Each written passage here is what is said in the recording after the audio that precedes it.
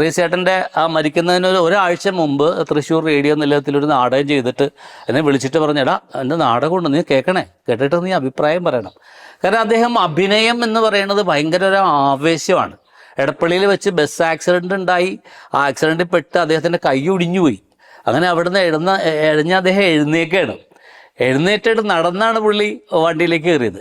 അങ്ങനെ ആദ്യത്തെ ഹോസ്പിറ്റലിൽ ചെന്നപ്പോൾ അവർ പറഞ്ഞ് കൈ കട്ട് ചെയ്ത് കളയേണ്ടി വരും. അങ്ങനെ പുള്ളി സമ്മതിച്ചില്ല.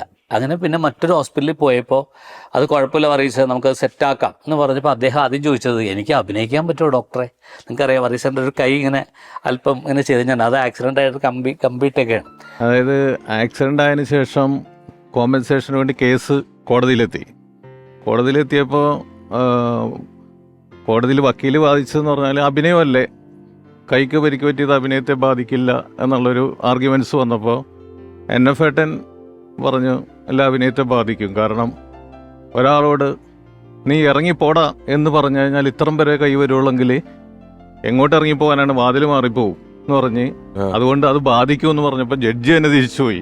എന്നിട്ട് പുള്ളിക്ക് കോമ്പൻസേഷൻ കിട്ടിയെന്ന് ഒരു കഥ ഈ പറഞ്ഞ ആക്സിഡന്റിന് ശേഷം ഉണ്ടായ കോടതിയിൽ വെച്ച്. അപ്പൊ സ്പോണ്ടേനിയസ് ആയിട്ട് സന്ദർഭോചിതമായിട്ട് പുള്ളി ചില കമന്റുകൾ പറയുന്ന ഒരു സ്വഭാവമുണ്ട്. അത് വളരെ നർമ്മത്തിലൂടെ തന്നെ അത് അവതരിപ്പിക്കുകയും ചെയ്യും.